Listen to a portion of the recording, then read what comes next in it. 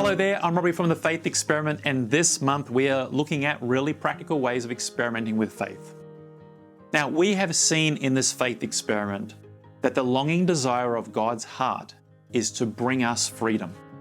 Freedom from pain, from bad habits, suffering, anger, hurt, fear, and ultimately from death.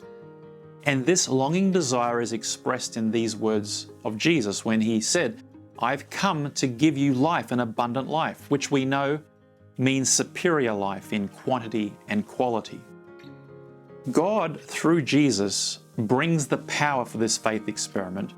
But as we've seen, He's expecting us and He invites us to bring our will, our willingness to receive that power and enjoy this new life. Today's experiment is based on a passage from the book of Acts, chapter 16, verse 30 to 33, which comes from a story about the Apostle Paul.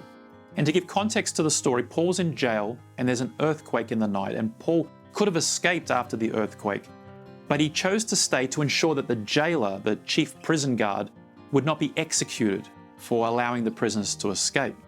Seeing Paul's behavior, the jailer turns to Paul and in Acts chapter 16 verse 30 says, "Sirs, what must I do to be saved?"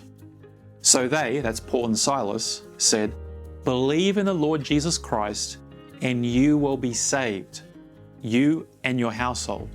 Then they spoke the word of the Lord to him, and immediately he and his family were baptized. Today's experiment is to do what the jailer did. He saw that even though Paul was in jail and had faced many trials, and even though he was a free man compared to Paul, this jailer saw that the life that Paul had was superior to the life that he had. And he wanted that too. He craved for it. And so he joined the faith experiment. He said, "What must I do? I want in." And he didn't just want to dabble around the edges. He was going all in. And the text teaches that after he learned all things from Paul, he was baptized.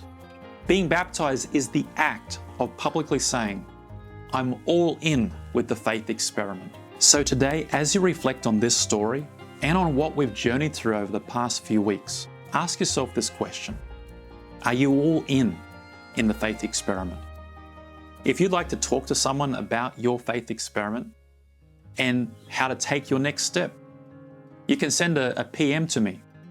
Just use the messaging function below. And I'll do my best to put you in touch with someone local who can help.